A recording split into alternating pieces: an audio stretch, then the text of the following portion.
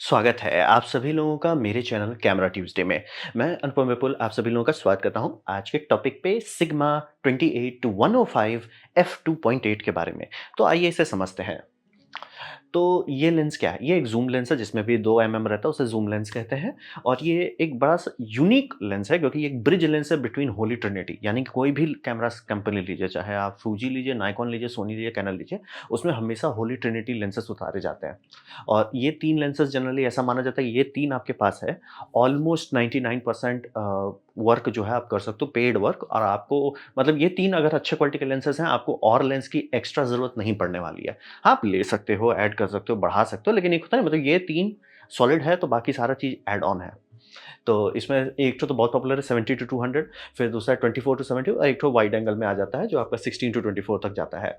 तो ये 3 लेंस हर कंपनी जब भी कैमरा रिलीज़ करती है, ये 3 पे मेहनत करती है।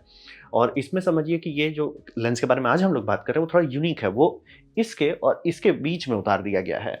वो उतारा गया है 28 से 105 तक। 105 आप देख रहे होगे कि ऑलमोस्ट आधा पहुँच जा रहा है 70 टू 200 का, और 28 ऑलमोस्ट इसको छू दे रहा है 24 तक।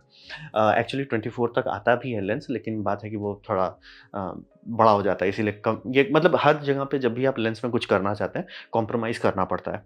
टीवी में ऐसे लेंसेस आते हैं जिसमें कॉम्प्रोमाइज़ नहीं रहता, साइड इफ़ेक्ट ये बड़े-बड़े हो जाते हैं। तो थोड़ा-सा कॉम्प्रोमाइज़ यहाँ किया गया कि थोड़ा-सा कॉम्प्रोमाइज़ किया ताकि हल्का हो जाए। और ऐसा लेंस आपको सोनी में आराम से मिलेगा, लेकिन वो f4 का मिलेगा, यानी कि सेम रेंज, यानी 24 टू 105 मिल जाएगा। रेंज अच्छा एक्चुअली थोड़ा-सा ज़्यादा ही, आप देखिए 24 तक जा रहा है कंपेयर टू 28, रेंज ज़्यादा ही है, लेकिन वो f4 से ऊपर नहीं जाएगा। अगर आपको f2.8 का बोका चाहिए, f2.8 का लाइट चाहिए, तो आपको उसमें आना पड़ेगा। और इसका दाम जो है इस लेंस का कंपैरिज़न में खराब नहीं है। जैसे कि अगर इसको कैनन के कंपेयर से करें, जो कि 24 टू 105 यानी थोड़ा-सा रेंज ज़्यादा दे रहा है, 4 एमएम वाइड में ज़्यादा दे रहा है, f2.8 है, उसका दाम 2,70,000 है। तो समझना बहुत ज़रूरी है कि जो होली ट्रिनिटी के लेंसेज होते हैं हर जगह महंगा होता है। तो ये होली ट्रिनिटी के लेंस में एक थोड़ा-सा यूनिक कॉम्बिनेशन उतारे हैं, और दाम जो है इसका थोड़ा-सा ठीक रखे हैं। मतलब 1,24,000 का इसका दाम जिस टाइम मैं ये वीडियो बना रहा हूँ उस टाइम है। और इसका फ़ायदा क्या है ये लेंस का? ये लेंस का सबसे बढ़िया फ़ायदा है कि अगर आप हल्के फ़ोटोग्राफ़र हैं, यानी कि आपको पता है एग्ज़ैक्टली आप इसी रेंज के अंदर आपका फ़ुट होने वाला है, यानी कि हर बार आप लेंस चेंज कर रहे हो, तो आपके लिए ये लेंस वन पॉइंट हो जाएगा। यानी कि आप आराम से, भैया मुझे पता है मैं क्या करता हूँ, मेरा यही रेंज है। क्योंकि हर किसी का अलग-अलग रेंज होता है। कुछ लोग टेलीफ़ोटो के लिए एक्सपर्टीज़ बन जाते हैं, कुछ लोग मैक्रो अच्छा करते हैं। तो वैसे ही अगर आपकी एक्सपर्टीज़ पता है और ये फिट कर रहा है कि नहीं यार, मेरा तो सारा मेजॉरिटी फ़ोटो आपका समझ लीजिए 30 से लेके 90 के बीच में आ रहा है, तब तो आप ये लेंस लेके आपको कुछ और सोचना ही नहीं, और एपर्चर भी बहुत बढ़िया है। तो ये होली ट्रिनिटी में थोड़ा-सा एक यूनिक रेंज दे रहे हैं। तो यही है ज़ूम लेंस। अब बात करते हैं इसका परफॉर्मेंस कैसा है। इसका परफॉर्मेंस बहुत ही अच्छा बैलेंस्ड लेंस है। वो ल जो भी चीज़ होली ट्रिनिटी के आस-पास में उतारा जाता है, उसे होली ट्रिनिटी से कंपेयर करना पड़ता है। और होली ट्रिनिटी लेंसेज़ बोले ना, हर कंपनी का वो फ्लैगशिप है। मतलब कंपनी किसी में धांधली करे चाहे नहीं करे, फ्लैगशिप में नहीं करेगी। तो वैसे ही समझिए सब कंपनी मेहनत करती है।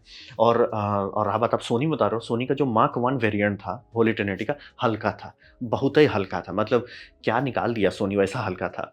लेकिन मार्क 2 में वो दिखा दिया, सर हम दादाजी हैं। मतलब जेनुइनली साइड बाय साइड मैंने पहली बार देखा कि साइड बाय साइड में कैनन के लेंस से बेटर कोई जा रहा है कि भैया नहीं, जेनुइनली सर आपके लेंस से ज़्यादा हल्का है, आपके लेंस से ज़्यादा शार्प है। अब मतलब अगर कलर रेंडिशन वो पर्सनल होता है, उसको आप साइंटिफिकली क्वांटिफाई नहीं कर सकते। शार्पनेस को कर सकते हो, और शार्पनेस ज़्यादा था, तो वो थोड़ा-सा हुआ। तो ये समझना बहुत ज़रूरी है कि अब जीएम मार्क 2 यानी कि जो इनका मास्टर सीरीज़ है उसके मार्क 2s उतर चुके हैं, तो अब आपको जो भी कंपनी लेंस उतारी उसे थोड़ा बढ़िया बनाना पड़ेगा। ये एक्चुअली काफ़ी बढ़िया बना दिया। और इसमें ये समझिए डिलेक्टेबल एपर्चर दे दिया गया है, यानी कि जो आपका एपर्चर रिंग है उसे आप स्मूथ कर दीजिए। आपको कुछ लोगों को स्मूथ पसंद है, वीडियो में आप चाहते हो एपर्चर चेंज करना, स्मूथ रखना चाहोगे। आप फोटोग्राफी में चाहोगे, आप क्लिकी चाहोगे, क्योंकि एपर्चर हमेशा स्टॉप्स में भगाना चाहोगे। वीडियो में आप स्मूथ चाहोगे, तो वो दोनों कैसे करोगे? इसमें एक बटन दे दिया है, दबा दो भैया, या तो स्मूथ हो जाएगा, दबा दो फिर से क्लिकी हो जाएगा। तो ये मतलब एक छोटा-सा हिंट है, लेकिन जो लोग वीडियोग्राफी करते हो सीधे से चुपचाप से पैसा लो, हमको दे दो। चुपचाप से। लड़ना नहीं है, चुपचाप से। तो है, इसमें इमेज स्टेबलाइज़ेशन नहीं है, जबकि थोड़ा-सा टेलीफ़ोटो लेंस है, इमेज स्टेबलाइज़ेशन नहीं है। ये समझना बहुत ज़रूरी है। जो भी कंपनी सोनी के लिए थर्ड पार्टी लेंस बनाती है, उसको थोड़ा-सा कॉम्प्रोमाइज़ करना पड़ता है। ई माउंट खुला हुआ है, लेकिन वैसा नहीं है जैसा माइक्रो फोर थर्ड खुला हुआ है। माइक्रो फोर थर्ड में जिसको जो बनाना बनाओ, हम सबको सब चीज़ सपोर्ट करेंगे। यहाँ पे वैसा नहीं है, यहाँ पे कि हम आपको ऑटो फ़ोकस करने दे देंगे, लेकिन लिमिट्स आएगा। जैसे कि एग्ज़ैक्टली वही लेंस आपको बनाने में दिक्कत होगा जो हमारे पास है, मतलब कंस्ट्रेंट्स है, थोड़ा-सा रूल बुक है और सेटिंग्स पे लॉक लग जाता है। तो इमेज स्टेबलाइजेशन भी इसीलिए आपको बहुत रेयरली सोनी के मतलब मिड रेंज के लेंसेज़ में आपको मिलेगा कि भई वो टेलीफ़ोटो में देना ही पड़ता है, लेकिन बाकी सब में आपको लगेगा यार दे सकते थे, क्यों नहीं दिए? बात वही है। वो जो ई माउंट खोला गया वो उतना ओपन सोर्स नहीं है बेसिकली, आप ऐसा समझिए। तो इमेज स्टेबलाइजेशन नहीं है। क्या उससे फ़र्क पड़ेगा? 90% केसेज़ में नहीं पड़ेगा, लेकिन कुछ अगर आप बहुत हेवी यूज़र्स हैं तो बात अलग है। मतलब जहाँ पे आप खुद हिलते-डुलते रहते हैं। मतलब आप जो चीज़ हिल डुल रहा है उसका फ़ोटो खींचने में दिक्कत नहीं है। आप खुद हिल-डुल रहे हो, जैसे आप बोट पे चलते रहते हो, खूब सारा फ़ोटो करते हो, गाड़ी से आप शूटिंग-वूटिंग करते हो, तब फ़र्क पड़ेगा। तो नो इमेज स्टेबलाइजेशन 82 मिलीमीटर का फ़िल्टर थ्रेड है, क्योंकि वही जी मास्टर का, यानी कि जो भी इस तरह के होली ट्रिनिटी लेंसेज़ ले रहे हैं वो 82 मिलीमीटर वाला उनका इक्वलाइज़ कर देगा। भैया सब चीज़ 82 मिलीमीटर पे उतारो, और इसमें लीनियर मोटर दे दिया गया है, जो कि उससे फ़र्क क्या पड़ता है? फ़र्क ये पड़ता है कि शांत है। पुराने लेंसेज़ बहुत आवाज़ करते हैं, जैसे मेरा यही डीएसएलआर का मतलब जो मैंने लेंसेज़ लिया बहुत आवाज़ करता है, कर्र कुर्र कर्र कुर्र करने लगता है। वो सब आजकल थैंकफुली खत्म हो गया है, और अब जितने भी नए लेंस आ रहे हैं आपको दिमाग नहीं लगाना है। शांत है, फ़ास्ट है, चकाचक है, आपको टेंशन नहीं लेना है। मैक्रो इसका एक्चुअली अच्छा है, यानी कि इतना लेंसेज़ डालने के बाद हो जाता है, थोड़ा-सा धुंधला होने लगता है। तो इसका मैक्रो रिप्रोडक्शन जितना कभी मैंने टेस्ट देखा उसमें एक्चुअली अच्छा है। यानी कि बाकी सारा काम तो बढ़िया कर ही लेता है, मैक्रो एक्चुअली यूज़फुल देता है, और मैक्रो में ये समझना बहुत ज़रूरी है। बहुत बार हम लोग थोड़ा साइज़ में खो जाते हैं, कितना एम्प्लीफाई कर रहा है। ज़रूरी नहीं है, बहुत सारे लेंसेज़ में एम्प्लीफाई वो बहुत बढ़िया कर दे रहा है, लेकिन वो ब्लरी हो जा रहा है, क्रिस्प नहीं आ रहा है। यहाँ ये काफ़ी क्रिस्प ला रहा है, बहुत बड़ा नहीं कर रहा है लेकिन क्रिस्प ला रहा है। तो मैं हमेशा क्रिस्पनेस के पीछे भागूँगा, क्रिस्प रहेगा मैं उसे डिजिटली बड़ा कर सकता हूँ, कोई दिक्कत नहीं है। और आजकल के मेगापिक्सल 45 मेगापिक्सल आता है भाई, टेंशन नहीं लेना है। तो ये मैक्रो के लिए काफ़ी अच्छा लेंस है, मतलब not the latest and greatest but काफ़ी अच्छा है। और फ़ोकस ब्रीथिंग नहीं है, ये बहुत बड़ा इंजीनियरिंग, मतलब जिसने भी इसका ऑप्टिकल फ़ॉर्मूला बनाया, जो भी आप इस तरह के लेंसेज़ है, इसी को हम लोग कहते हैं ऑप्टिकल फ़ॉर्मूला। तो कंपनी हमेशा मतलब कभी-कभी थोड़ा-सा पॉलिश करती है, कभी-कभी नया बनाती है, तो ये नया ऑप्टिकल फ़ॉर्मूला है। तो मतलब कि कितना एक्रोमैटिक लेंस लगेगा, कितना डायक्रोमैटिक लगेगा, कितना कर्व लगेगा, कितना ये अपर्चर लगेगा, बहुत सारा तिकड़म लगता है। मतलब ये ज्योमेट्री वाले लोग इंजीनियरिंग बैठ के यही करते हैं कि कैसे करना है। तो दिख रहा है इसमें कि ब्रीथिंग है ही नहीं। और ये भी समझना बहुत ज़रूरी है कि जब आप थर्ड पार्टी का लेंस लेते हैं, आप देखे होंगे सोनी हर बार अनाउंस कर रहा है कि उनका फोकस ब्रीथिंग कॉम्पेंसेशन है, कि आपका लेंस जो फोकस ब्रीथिंग करता है, वो आपका वीडियो से गायब हो जाएगा। क्यों गायब हो जाएगा? लेंस का जो मार्कर चिप है, कम कैमरा का माइक्रो कंट्रोलर उससे बात कर लेगा, भैया तुम्हारा क्या फोकस ब्रीथिंग है? सोनी बता देगा, भैया हमारा ये है। आप उसे बाय डिफ़ॉल्ट क्रॉप कर दोगे, फ़र्क नहीं पता चलेगा, बल्ले-बल्ले। ये सबको नहीं करना है, वो थर्ड पार्टी के लिए लॉक्ड है, सिर्फ़ सोनी के साथ काम करेगा। और हाँ, इससे पहले कि आप गरम हो जाएँ कि सोनी ऐसा क्यों कर रहा है, याद रखिए कि बाकी किसी के पास ऑप्शन ही नहीं है, और कैनन तो लेंस माउंट ही लॉक किया हुआ है, और बहुत स्मार्टली किया है, क्योंकि लोग ध्यान नहीं देते हैं, तो वो कहती है भैया एपीएस-सी खोल दिया हमने आरएफ का। भैया फुल फ्रेम खोलो ना। तो समझना बहुत ज़रूरी है कि उस तरह के एक सिचुएशन में आप क्या कर सकते हो। ऐसा लेंस लो जिसमें फोकस ब्रीथिंग नहीं है, इसमें ऑलमोस्ट नहीं है, यानी कि ये बहुत अच्छा लेंस है। इसीलिए बोला इसका एपर्चर फोकस ब्रीथिंग का परफॉर्मेंस नहीं होना ये, और जो क्वाइट एंड ऑटो फोकस है, वीडियोग्राफर्स लोग इससे काफ़ी अच्छा वर्क कर सकते हैं, काफ़ी अच्छा। और अगर आप वेडिंग वेडिंग में जहाँ रिंग वूंग का काफ़ी अच्छा फोटो लेना पड़ता है, वहाँ पे इसका मैक्रो परफॉर्मेंस भी बढ़िया रहेगा। मतलब ये बढ़िया लेंस है। अब बात करते हैं कंपैरिज़न में। तो कंपैरिज़न में ये समझिए कि अगर आपको रफ़्तार चाहिए कि नहीं सर मेरे को तो स्पीड चाहिए, एपर्चर से ज़्यादा मेरे को हाई प्रायोरिटी स्पीड है, और आपका कैमरा ए9 सीरीज़ का जहाँ वो 30 एफपीएस पे चल जाता है, वहाँ पे आप ये लेंस लेने से मना किया जाएगा। क्यों? क्योंकि ये लेंस सोनी के थर्ड पार्टी के रास्ते से आता है, वो 15 एफपीएस पे लिमिट हो जाता है। आपने ए9 मार्क 3 ले लिया है, वो 15 ही देगा ना कि 120। तो वो आपको थोड़ा समझना पड़ेगा, आपके लिए रफ़्तार ज़रूरी है तो सोनी में आएँ। और बुरा नहीं है, एफ4 जो है सुनने में लगे हुए बहुत कम है, बुरा नहीं है, मतलब आप मर नहीं जाओगे, बुरा नहीं है। और हाँ, हल्का है, सस्ता भी है, हल्का है, हल्का ज़रूर फ़र्क पड़ेगा, यानी खासतौर पे जो लोग स्टार्टिंग कर रहे हैं, उनके लिए मैं वो एफ4 लेने से मना उनको नहीं करूँगा, क्योंकि आप लेंस का ऐसा बड़ा है जिप्पा जी, शुरू-शुरू में बहुत मज़ा आता है, लेकिन 15-20 मिनट बाद आपका हाथ बोलता है, "सर क्या कर रहे हो?" और 2-3 घंटे के बाद, "सर छोड़ दो, सर छोड़ दो फ़ोटो छोड़ दो।" तो ये समझना बहुत ज़रूरी होता है कि लेंस का वज़न जो है, समय के साथ पता चलता है, तुरंत नहीं पता, आप उठा लिया, कर लिया, ठीक है। लेकिन अगर आपको वो लेके दिन भर करना है, 1-1 ग्राम का वज़न का कीमत पड़ने लगता है। तो कई जगह पे काफ़ी लोगों का होगा कि भैया 2.8 लेके मैं थक जाता हूँ।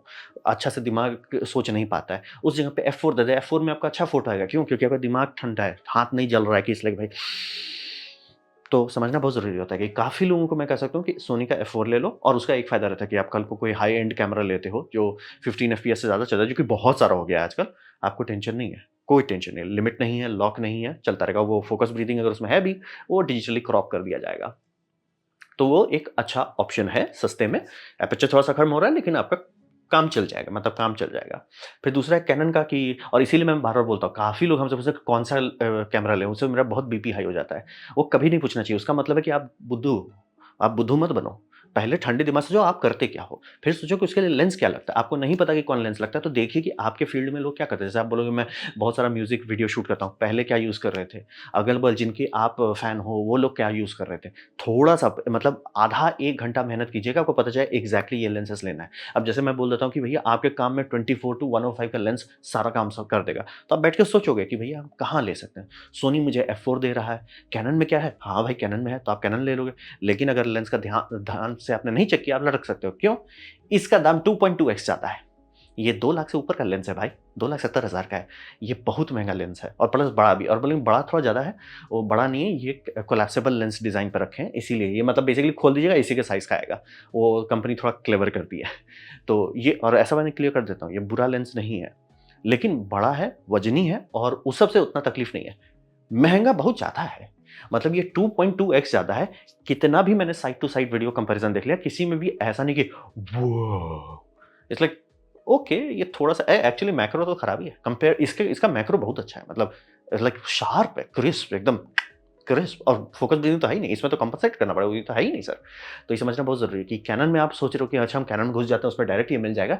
ध्यान दें, ये लेंस बहुत महँगा है। अब रहा बात आप अफ़ोर्ड कर सकते हो, आपकी रोज़ी-रोटी आ रही है, आपका वो कहते हैं ना साइक्लिंग हो रही है इतना एफिशिएंटली कि आप कर सकते हो, ले लो कोई दिक्कत नहीं है। लेकिन आपको थोड़ा पता होना चाहिए, थोड़ा ज़रूरत से ज़्यादा महँगा है, 2.2x महँगा है। और फिर हो गया एक और ऑप्शन है जो थोड़ा-सा टेल एंड में चला जाता है, Tamron 35 टू 105 और ये लेंस बहुत यूनिक है क्योंकि ये मतलब ये थोड़ा-सा होली ट्रिनिटी में थोड़ा घुस रहे हैं 70 टू 200 के बीच में। तो इसका ये इनका ट्रिक है कि भैया ये f2.8 से बंद कर रहे हैं। f2 तक चले जा रहे हैं यानी कि बहुत ज़्यादा है, यानी कि जिनको पोर्ट्रेचर करना है वो और 35 मिलीमीटर में करते हैं, उनके लिए वो बहुत यूनिक लेंस बन जाता है। अब रहा बात क्या वो ज़रूरी है आपके लिए? वो आपका डिसीज़न है, आप जानोगे आपके लिए ज़रूरी है कि नहीं। और गुड लेंस है, थोड़ा टेली एंड में, वाइड में नहीं आता लेकिन वो 150 तक जाता है। तो टेलीफ़ोटो लेंस का फ़ोटोग्राफ़ी अगर करना चाहोगे मतलब पोर्ट्रेचर के लिए लोग यूज़ करना चाहते हैं, उसके लिए अच्छा सूट करेगा। और दाम भी देख सकते हो कि 1,64,000 का, तो दाम भी बुरा नहीं है। लेकिन याद रखें, वो भारी है। f2 एपर्चर देने के लिए और बोलेंगे f2.8 वर्सेस f2 में बहुत अंतर है, बहुत अंतर है। लाइट में उतना अंतर नहीं है, लेकिन बोके में थोड़ा-सा अंतर आएगा और वज़न बहुत बढ़ जाएगा। तो वज़न है। तो वज़न के मामले से कर लें, ये काफ़ी हल्का है। ये उससे ये मतलब उससे भारी है, ये सबसे भारी है। तो ये तीनों ऑप्शंस हैं आपके पास मार्केट में। मैं इसलिए कहूँगा कि अगर आपको है ना कि भैया मतलब अंदाज़ा नहीं है कि 1.5 किलो का पूरा सेटअप या 2 किलो का सेटअप दिन भर लेके आपको चलने में बैंड बजने वाली है। मैं आराम से कहूँगा आपको कोई ज़्यादा तकलीफ़ नहीं होगा। एफ4 का ही लेंस ले लीजिए सोनी का, ज़्यादा खुश रहेंगे। और अगर कैनन में है तो ये तो आपके पास ऑप्शन है लेकिन हाँ, सतर्क रहें क्योंकि इसीलिए देखिए इसमें ट्राइपॉड फुट दिया हुआ है। आप मोनोपॉड लेके इसके साथ दौड़िए नहीं तो आपका हाथ बोलेगा सर क्या कर रहे हो? अब बोले नहीं मैं तो हष्ट-पुष्ट तंदुरुस्त हूँ। सबको ही होता है, सब करने का सब कर लेते हैं, बस बात है थकने लगिएगा और थकने से आपका असर होगा क्रिएटिविटी थॉट्स खत्म हो जाते हैं। फिर उसका फ़ोटो बड़ा हल्का आ रहा है। आप खुद ही को बाद में देखोगे कि जब थक के आए तुम हार गए हो, भैया फ़ोटो सब में तो मज़ा नहीं आ रहा है। होता है लोगों के साथ। इसीलिए लोग जी मास्टर लेंस के पीछे खर्च करते हैं। इसीलिए रेड रिंग कैनन का उतना खर्च किया जाता है। सबको समझ में आ गया भैया लेंस का वज़न अगर आप 50 ग्राम भी घटाते हो बहुत फ़र्क पड़ता है। यहाँ आपका कुछ ऐसा जगह जहाँ पे आप स्टैटिक शूट कर रहे हो, ट्राइपॉड पे लगा के बैठे हो, चिल मारो। इसीलिए देखिए जितने लोग स्पोर्ट्स फ़ोटोग्राफ़ी करते हैं उनको टेंशन नहीं है, बड़ा लेंस है। क्यों जी? और जी गिम्बल पे लगा रहेगा मैं थोड़े लेके घूम रहा हूँ। वो तो जी चिल मार रहे हैं। तो ये समझना बहुत ज़रूरी है। इसीलिए वज़न को बस ऐसे इग्नोर मत करो जो मेरे डोले-शोले हैं। अच्छे अच्छे डोले-शोले डोल जाएँगे। तो अब बात करते हैं ये किन के लिए है, तो फॉर होम है। तो यहाँ पे समझिए कि अगर आपको वो 15 एफपीएस का लिमिट नहीं क्रॉस करना है और आपको तकलीफ नहीं होगी कि भैया ये F24 से F20 ये 24 एमएम से लेके 28 एमएम तक नहीं है मेरे पास, तब आपके लिए काफ़ी खुशी रहेगी। आपको कोई दिक्कत नहीं वाला। Price to performance ratio actually काफ़ी अच्छा है। मतलब अच्छा लेंस है एज़ इन लाइक कि ठीक है इतना पैसा दे रहे हैं उसमें हमको कैसा ऑप्टिकल क्वालिटी मिल रहा है, वो अच्छा है। मतलब आपको तकलीफ नहीं होगी, दर्द भी नहीं होगा, अच्छा है। गुड टू प्राइवेट बच्चा और प्रो वर्क में है यानी कि आप बहुत सारे लोग वेडिंग शूटिंग्स में या जिसे कहते हैं ना इवेंट फोटोग्राफी में काफ़ी अच्छा काम कर सकते हैं उससे। लेकिन आपको कोई ना कोई एक एक्स्ट्रा लेंस लेना पड़ेगा। ये होली ट्रिनिटी में उतना मतलब जीजी नहीं है। थोड़ा-सा आपको कुछ ना कुछ रखना पड़ेगा। अब डिपेंड करता है आप क्या करते हो। जैसे मान लीजिए अगर आप खूब आर्किटेक्चरल फोटोग्राफी करते हो, तो आप थोड़ा वाइड एंगल वाला खरीद लेना। और हाँ, आपको तो शायद वाइड की ज़रूरत पड़ जाएगी क्योंकि 24 तक तो जाता भी नहीं है, तो वाइड का कुछ लीजिए जो 16 टू 30 तक जाता हो, ताकि आपको वाइड का कवरेज मिल जाए। अगर आप वाइड एंगल को मिस कर रहे हो, नहीं तो टेलीफ़ोटो में ले लो यार, ठीक है 100 105 तक आ रहा है, मेरे को उससे भी आगे जाना है, 200 टू 400 वाला आप ले सकते हो। वो तभी लो जब स्पोर्ट्स कर रहे हो, नहीं तो ऐसे तो कोई ज़रूरत नहीं है। और अच्छा लेंस है, मतलब एक अच्छा लेंस है, अच्छा, और जितने अच्छे-अच्छे लेंसेज़ आते हैं मार्केट में उतना अच्छा चांसेस है कॉम्पिटिशन रहने का। क्योंकि भले सोनी, कैनन और नाइकोन अपना फर्स्ट पार्टी का दाम नहीं घटाएगा, लेकिन क्वालिटी सुधारेगा। कैनन ऐसा किया है कि जब उसका लेंस बहुत कचरा रिलीज़ कर रहे थे, जब तक थर्ड पार्टी नहीं था वो कुछ नहीं कर रहे थे। जहाँ थर्ड पार्टी अच्छा लेंसेज़ आने लगा, कैनन में बात कर, ये डीएसएलआर के टाइम की बात हो रही है, तुरंत उन्होंने क्वालिटी, मतलब मार्क 2 बनाया क्वालिटी सुधार के। क्वालिटी के लिए कंपटीशन ज़रूरी है, दाम पे उतना फ़र्क नहीं पड़ेगा, लेकिन क्वालिटी पे पड़ेगा, ज़मीन-आसमान का अंतर पड़ेगा। तो हमेशा आप चाहोगे कि अच्छा लेंस हो, और ये लेंस का जितना भी रिव्यू आप देख लीजिए, घूम फिर के ये अच्छा लेंस है, आपको सूट करता है, लीजिए, खरीदिए, खुश रहिए। नहीं सूट करता है कि यार मतलब आपको हाई स्पीड चाहिए, मैं कह दूँगा सोनी वाला F4 ले लिए। कैनन में अगर आप आना चाहते हैं, वज़न सँभालने के लिए रहिए, मोनोपॉड खरीद लिए, ट्राइपॉड खरीद लिए, खुश रहिएगा। बाकी सब टैमरॉन वाला जो है वो भी अच्छा है, बुरा नहीं है, लेकिन थोड़ा-सा आपको तैयार होना होगा। ये लेंस भारी है, वो उससे भी भारी है, तो थोड़ा-सा सावधान रहना पड़ेगा। तो ये था मेरा प्रेज़ेंटेशन सिग्मा का 28 टू 105 f2.8 के बारे में। उम्मीद करता हूँ आपको अच्छा लगा, कुछ सीखने मिला, कुछ समझ में आया। अगर ऐसा है, लाइक कर दें, दोस्तों के साथ शेयर कर दें, उससे मेरा काफ़ी भला होगा। नहीं अच्छा लगा, नहीं पसंद आया, कोई बात नहीं, आप डिसलाइक दबा सकते हैं। मैं कहूँगा डिसलाइक 2 बार दबाएँ, उससे मुझे पता चलेगा कितना नापसंद हुआ है। मैं आपसे कहूँगा कमेंट लिखिए, मैं हर कमेंट को पढ़ने की कोशिश करता हूँ। आपसे कहूँगा सब्सक्राइब कीजिए, बेल दबाइए अगर आप फ्री हैं तो। आपने वीडियो देखा, जॉइन करके मुझे बहुत खुशी हुई। धन्यवाद।